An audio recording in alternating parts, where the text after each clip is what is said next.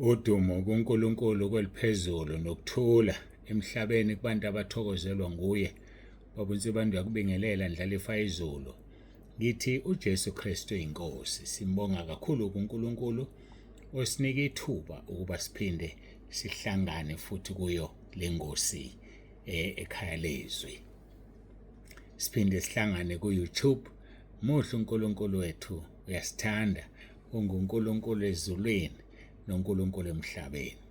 Dumo lonke lungo lwakhe lumfanele yena yedwa nokungafi. Yena yedwa ohlala ekukhanyeni okungesondele kukho. Yena yedwa iminyaka yakhe ingabalwa. Yena yedwa ongaphenyeki. Udumo malube kuye isikhathi singakabikho namanje kuze kube phakathi. Babonise abantu yakubingelela ndlalifa izulu. Ngicela ukuthi-ke ngiguqe sikhuleke bese singena enkonzweni yethu yosuku lwanamhlanje.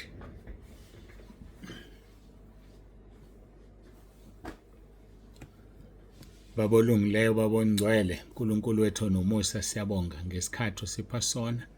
Siyabonga Nkosi ukuthi siyaphila kuze kube manje. Siyabonga ukuthi siyakwazi ukukhuluma, siyakwazi ukwenza izinto ngoba wena usiqinisayo. Qhubeka-ke uNkulunkulu wethu ubonakalisa amandla akho, khazimulisa igama lakho ngegama elinamandla lenkosi yethu uJesu Kristu ophilayo.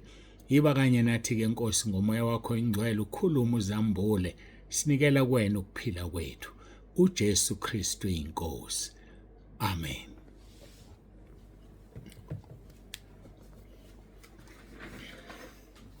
Siyambonga uNkulunkulu wethu kakhulu bangcwele, siyamdumisa, akekho ofana naye. Yebo futhi akekho njengaye. Sikhuluma-ke ngezwi elisemqoka kakhulu. Sikhuluma ngesimo songo kaNkulunkulu. Yabona umntwana kaNkulunkulu nama-challenges.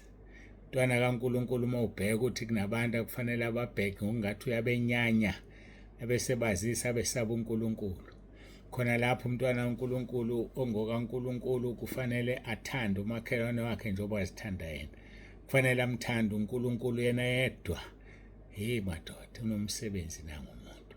Kufanele ahambe ngobuqotho, enze ukulunga. Kufanele akhulume iqiniso enhlizweni yakhe.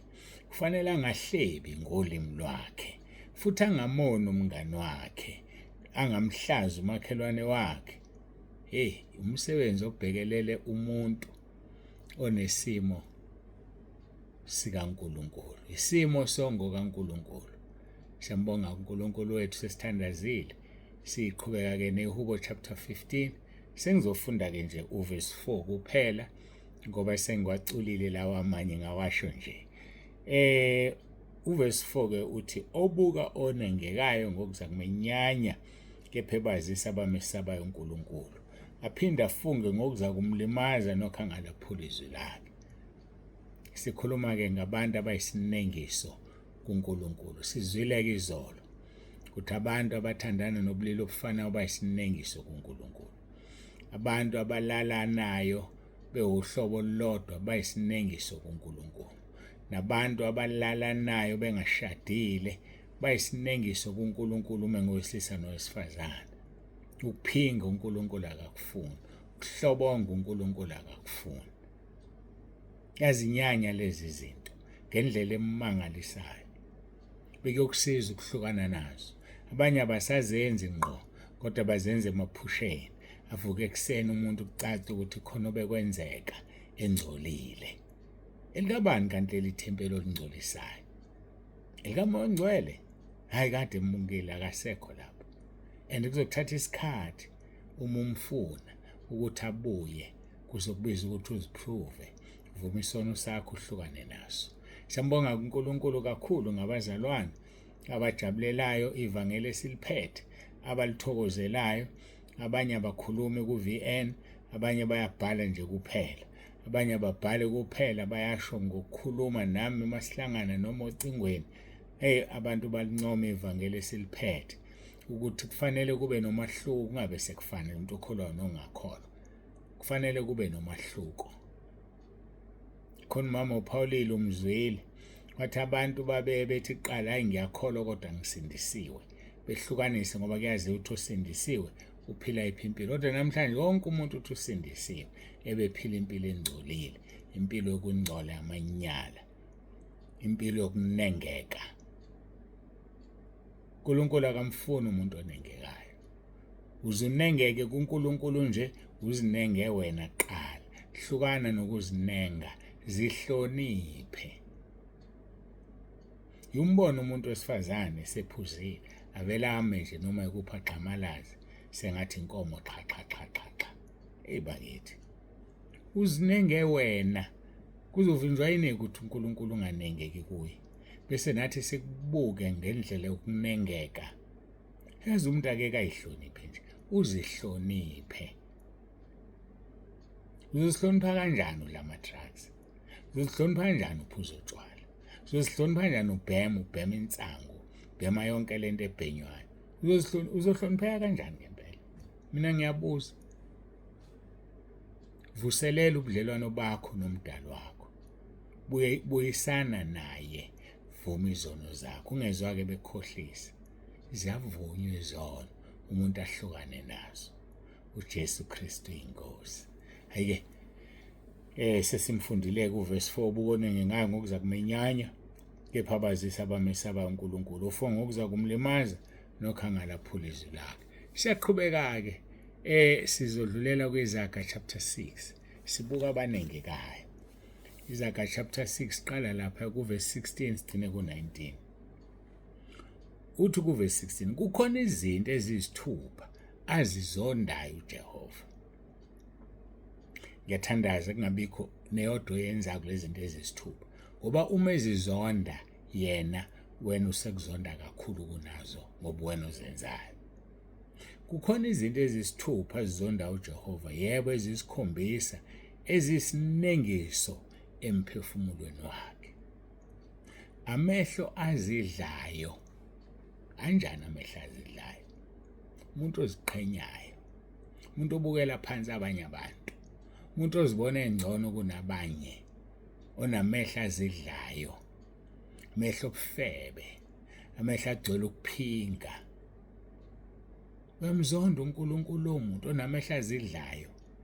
Wesike omunye useze wawafaka kuthiwa nama-eyebrow noma yini, I don't know, lento efugcotshwayo emehlweni. Thola amehlo asephuphuthekile nje, kuphinde kuxhunywa amashiya. Lolo hlobo lwamehlo aphingayo yawazonda uNkulunkulu, ngoba isinengiso kuye. Uthi nolimi lwamanga uyaluzonda, yawazonda uNkulunkulu amanga, ngoba yena uyiqiniso, yena uyindlela neqiniso nokuphila. Uxolo, akekho ozoya kuBaba ngaphandle kwakhe. Uyaluzonda ulimi lwamanga, nezandla ezichitha igazi elingenacala, uyazizonda lezo zandla. Usulichithe kangaka igazi? Ngezandla zikamoya ulimaza ngolimi, ulimaza ngokuthuka, ulimaza ngokuthi isilima. Uyabulala mosho zonke lezo zinto. Uthi umuntu isidomu, umbiza ngonke amagama lawo. Usumbulele, unesidumbu, chithile igazi. Verse 18, nenhliziyo eceba imicabango emibi uyayizonda. Inhliziyo eceba imicabango emibi, eceba ukwenza izinto ezimbi kubantu, eplanela abantu izinto ezingalungile. uNkulunkulu uyayizonda leyo nto. Enjani yakhe inhliziyo? Ngesikhathi bebulala umfowenu noma bebulala lesihlobo sakho, awushongo ukuthi engathi nabo bengafa. Inhliziyo eceba okubi leyo uyayizonda uNkulunkulu. Udinga ukuphenduka umsono sakho, udinga ukuphenduka nje. Waba kuloya mhlangano uplana ukubulawa usibanibani, wabulawa ngempela, waba ingxenye yokumbulala. uNkulunkulu uyakuzonda lokho, nawe futhi uqobo buyisana noNkulunkulu. Inhliziyo eceba imicabango emibi, nezinyawo ezishesha ukugijimela ebubini. Izinyawo ezigijimela ebubini. Gijimela ebubini ukuthi uthi uyihlalele nje, uvela usuke uyodlwengula umuntu, usuke uyofuna amadoda. Abanye abawafuni-ke ngqo, uvela ashaya imfushane ayoma emgwaqeni, ahambe enqunu ayoma emgwaqeni. enza ama-gestures, uyakwazi ukwenzile ukuyenga indoda. Yingakho amagama enu kubuye kuthiwa mayenga ndoda, ngoba uyayengana. Wonakele. Mhlawumbe usukwalala nje nomfana okusebenzela engadini, ekuhlonipha, wamphoqa. Walala nesisebenzi sakho baba, mama engekho esemsebenzini. Wangcolisa umzimba ithempeli kaMoya Ngcwele. Udlalelani ngengane yabantu? Kuba ngeke uyishade ushadile. Ugangelani? Uwe lo yamasikhulelo uthi ayihambe yokhipha isisu. Ngempela ugangelani? Udlalelani ngengane zabantu? Udlalelani? Isinengiso lonto uNkulunkulu. Izinyawo ezisheshe ugijimele ebubini, phuma ngewindi yendodeni, phuma ngewindi yentombini, fihlile ekhaya uthi kungaziwa. Inyawo ezigijimele ebubini, eyizondo uNkulunkulu. Nofakazi wamanga ophafuza inkohliso, ufakazi into engekho ngoba uthengiwe ukuze loya muntu loya athole icala elingekho. Yamzondo uNkulunkulu lo muntu. Isinengiso kuNkulunkulu lo muntu. Nomuntu obanga ukuxabana phakathi kwabazalwane. Ingxabano nje isuka ngayo. Ngingakhuluma nomunye umfundisi kulezi insuku, ngathi khona i-devil worship eyathi benza short isonto nesonto ba-implanta noma babeka i-devil worshipper ezoba impethu embi kuleli bandla kuze lingamkhonzi uNkulunkulu. Angazi uma uyayibona i-devil worship kwelakho. Devil worship kwelakho ibandla. Ani lo muntu ohlala complain ey'ntshumayelo kamfundisi. Ahleba umfundisi noma umfundisi. Ahleba abazalwane. I-devil worshipper leyo. Akubonisa into obungayiboni, ugcina usuyibona nawe ukuthi imbi kodwa ubungayibonanga ekuqaleni. I-devil worshipper leyo. Plantiwe utshaliwe ebandleni. uNkulunkulu akabafuni labo bantu. Lithi izwi lenkosi khona izinto ezisithupha azizondayo uJehova yebo ezisikhombisa ezisinengisa emphefumulweni wakhe. Amehlo azidlayo, nolimi lwamanga, nezandla ezithitha igazi elingenacala, nenhliziyo eceba imicabango emibi, izinyawo ezisheshe ugijimele ebubini, ufakazi wamanga ophafuza inkohliso, obanga ukuxabana phakathi kwabazalwane. uNkulunkulu akamfuni lo muntu. Uthi uNkulunkulu lo muntu yini? Uyisinengiso. Awusona nje wena isinengiso. Hayi ngiyabuza. Awusona yini isinengiso. uNkulunkulu akayifuni inengiso. uNkulunkulu akamfuni amzondo umuntu wesinengiso. uNkulunkulu uzomjezisa echibini elivutha umlilo nesibabulo. Ngoba unjani lowo muntu uyisinengiso. Abanjani abangeke bangene ezulwini? Abanjani abangeke bangene eJerusalema lasezulwini?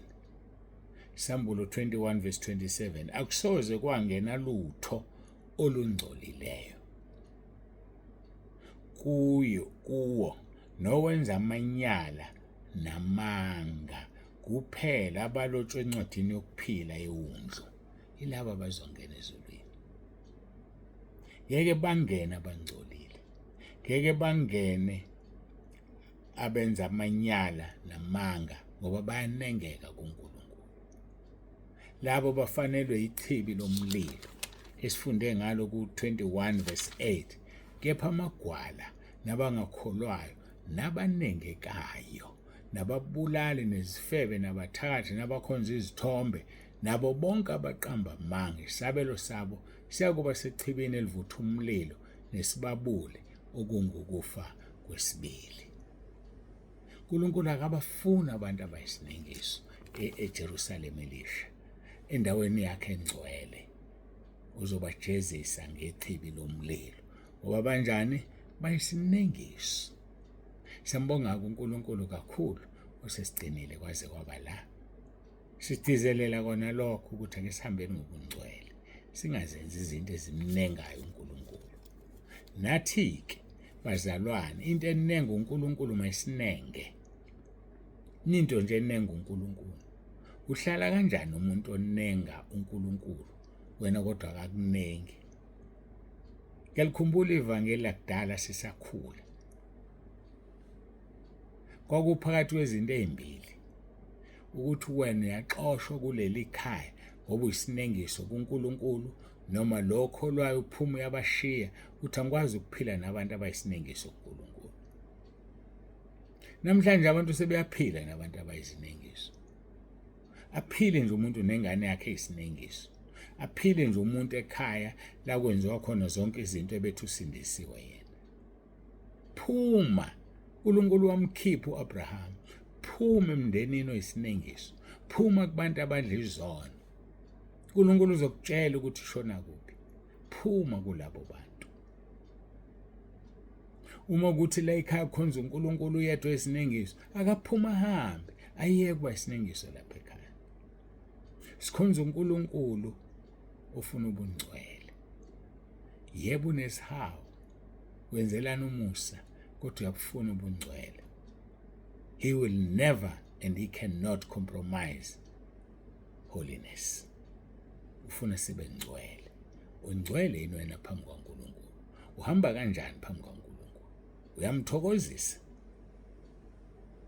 Khona abantu bahamba kube kubhalwa isihogo ukubona emhlane nangaphambili nakwi-forehead esiphongweni. Bhalwa isihogo ngoba usenza izinto ezidala ukuthi angaxolelwa kuleli nakwelizayo. Angaxolelwa kuleli nakwelizayo. Sambonga-ke uNkulunkulu wethu kakhulu, siyamdumisa abangcwele. Sizoguqa sikhuleke. Sesifike emaphethelweni enkonzo yethu. Ngokuvuma kwenkosi sizoqhubeka nesihloko sabanengekayo ukugcina inkosi kusasa. uJesu Kristu inkosi. Masikhuleke.